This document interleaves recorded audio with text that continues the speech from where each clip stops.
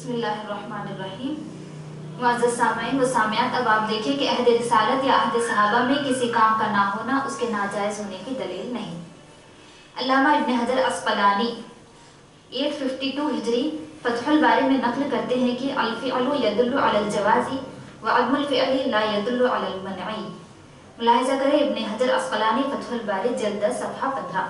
ترجمہ کسی کام کا کرنا اس کے جواز کی دلیل ہے اور نہ کرنا منع کی دلیل نہیں۔ علامہ ابن حمام 861 ہجری فتح القدیر میں فرماتے ہیں ثم الثابت بعد هذا نفی المندوبیہ اما ثبوت الکراہیۃ فلا الا ان يدل دلیل آخر۔ ملاحظہ کریں ابن حمام فتح القدیر جلد 1 صفحہ 446، یعنی نبی اکرم صلی اللہ علیہ وسلم اور صحابہ اکرام رضی اللہ عنہم کے نہ کرنے سے اس قدر ثابت ہوا کہ وہ مسنون نہیں رہا۔ کراہت کا ثبوت تو وہ اس وقت تک متحقق نہیں ہوتا جب تک اور کوئی دلیل اس کراہت پر قائم نہ ہو جائے۔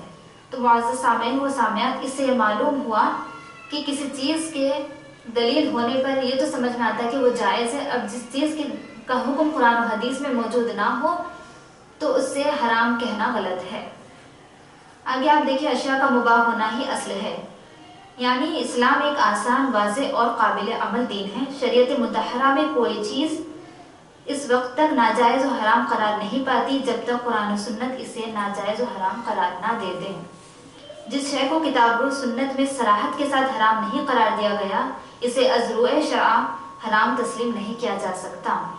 حرام چیزوں کی فہرست مہیا کر دی گئی جو کہ اللہ اور اس کے رسول صلی اللہ علیہ وسلم کے مقرر کردہ واضح احکام پر مشتمل ہے، لیکن حلال اشیاء کی فہرست نہیں شمار کروائی۔ مثلا حرام چیزوں کی فہرست یہ ہے: خنزیر، بہتا ہوا خون، مردار اور غیر اللہ کے نام پر ذبح کیے گئے جانوروں کے گوشت وغیرہ کو صراحتاً حرام قرار دے دیا گیا۔ اسی طرح دیگر مشروبات و معقولات، کھانے پینے کی چیزوں، رشتوں، معاملات اور عقائد میں سے جملہ محرمات گنوا کر مسلمانوں کو آگاہ کر دیا گیا کہ فلاں فلاں چیز تمہارے لیے حرام ہے، اور ان کے علاوہ اس کائنات ارضی و سماوی میں جو کچھ بھی ہے اسے تمہارے لیے حلال اور مسخر کر دیا تاکہ تم اس سے استفادہ کرو۔ ارشاد خداوندی ہے وَسَخَّرَ لَكُم مَّا فِي السَّمَاوَاتِ وَمَا فِي الْأَرْضِ جَمِيعًا مِّنْهُ، سورہ جاثیہ آیت نمبر 13۔ ترجمہ: اور اس نے تمہارے لیے جو کچھ آسمانوں میں ہے اور جو کچھ زمین میں ہے سب کو اپنی طرف سے نظام کے تحت تابع کر دیا۔ حقیقت یہ ہے کہ اللہ تعالیٰ نے اپنی جملہ نعمتیں انسان کے لیے پیدا کی اور ان پر اسے جائز استعمال کا اختیار دے کر احسان فرمایا۔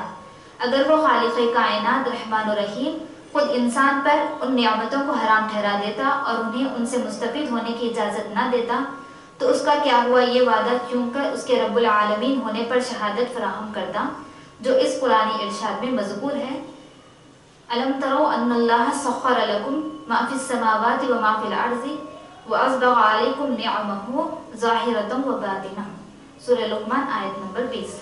ترجمہ: لوگوں، کیا تم نے نہیں دیکھا کہ اللہ نے تمہارے لیے ان تمام چیزوں کو تابع فرما دیا ہے جو آسمانوں میں ہے اور جو زمین میں ہے، اور اس نے اپنی ظاہری اور باطنی نعمتیں تم پر پوری کر دی ہیں۔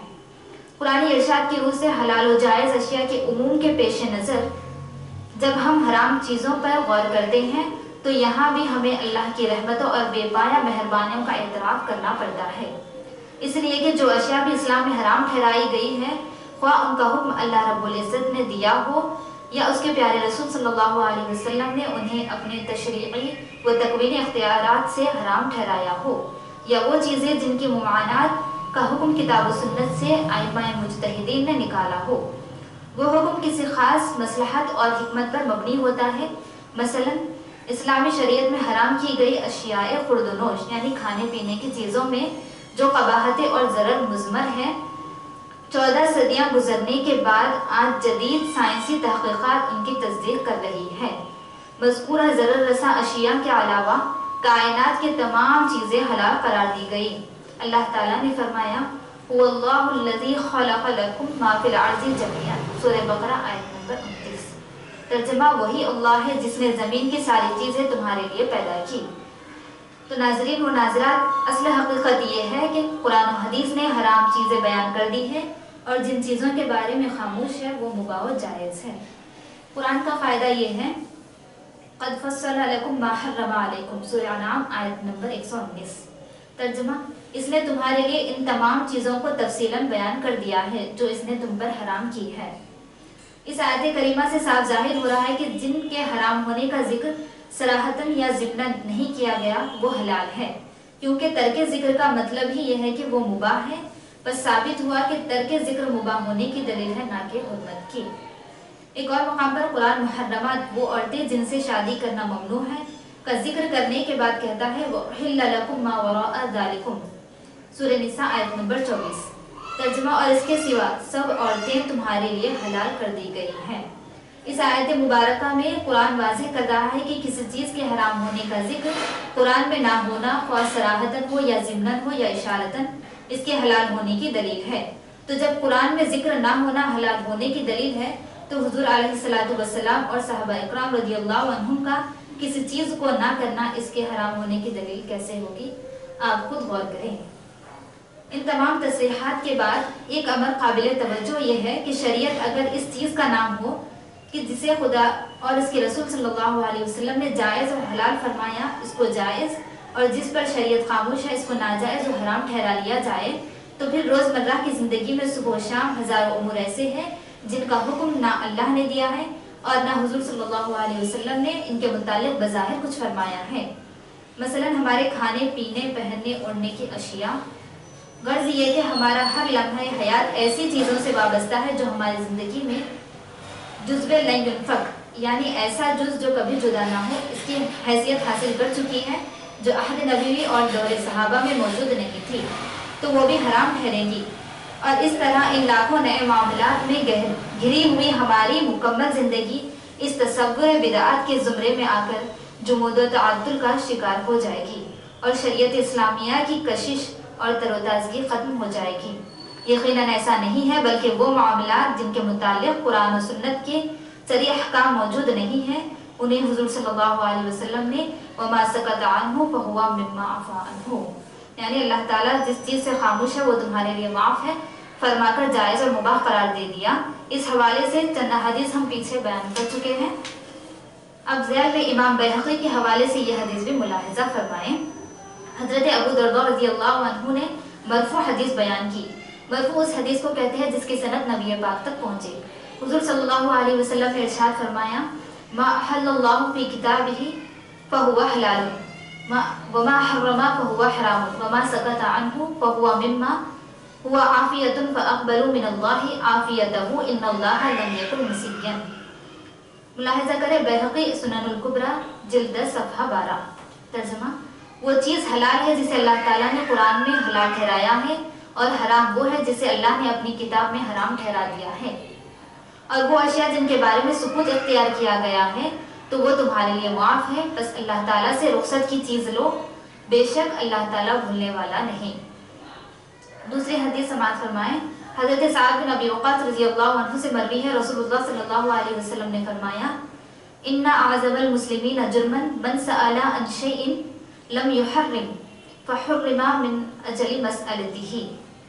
ملاحظہ کرے بخاری کتاب الاعتصام باب ما یکرہ من کثرت السوال، حدیث 7289۔ ترجمہ، بے شک سب سے بڑا مجرم مسلمان وہ ہے جس نے رسول سے کسی ایسی چیز کے بارے میں سوال کیا جو حرام نہیں کی گئی تھی تو اس کے سوال کرنے کی وجہ سے حرام کر دی گئی۔ اس حدیث سے معلوم ہوا کہ جس چیز کو کرنے سے نبی نے منع نہیں کیا بلکہ اس پر خاموشی اختیار کی، تو آپ کی خاموشی اس کے حلال ہونے کی دلیل ہے، ورنہ سوال کے بعد اس کے حرام ہونے کا کیا معنی؟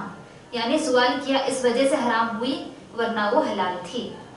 ملا علی قاری رحمۃ اللہ علیہ المتوفی 1014 ہجری، حضور صلی اللہ علیہ وسلم کے اس ارشاد لا تبحثوا عن تلک الاشیاء، یعنی ان چیزوں سے بحث نہ کرو کی تشریح کرتے ہوئے لکھتے ہیں، دل علی ان الاصل فی الاشیاء الاباحۃ کقولہ تعالی هو الذی خلق لکم ما فی الارض جميعا۔ ملاحظہ کریں ملقات المفاتیح جلد 1 صفحہ 223۔ ترجمہ، حدیث مذکور سے معلوم ہوا کہ چیزوں میں اصل ان کا مباح ہونا ہے، جیسے کہ اللہ تعالیٰ نے فرمایا وہی اللہ ہے جس نے تمہارے لیے زمین کی ساری چیزیں پیدا کی۔ تو معزز سامعین و سامعات، ان تمام بیان سے یہ معلوم ہوا کہ جس کو اللہ تعالیٰ نے حرام فرمایا ہو وہ حرام ہے، اور جس کو حلال کیا ہو وہ حلال ہے، اور جس کے بارے میں خاموشی اختیار فرمائی ہے وہ مباح ہے اور مستحب و مستحسن ہے۔ اب آئے معاملات اہل سنت۔ جتنے بھی معاملات اہل سنت پر انگلیاں اٹھتی ہے کہ جن کا ذکر قرآن و حدیث میں موجود نہیں ہے، تو اس سے ثابت ہوا کہ وہ مباح، مستحسن و مستحب ہے۔ اللہ تعالیٰ ہماری اس گفتگو میں جو بھی لغزشیں ہوئی ان کو معاف فرمائے۔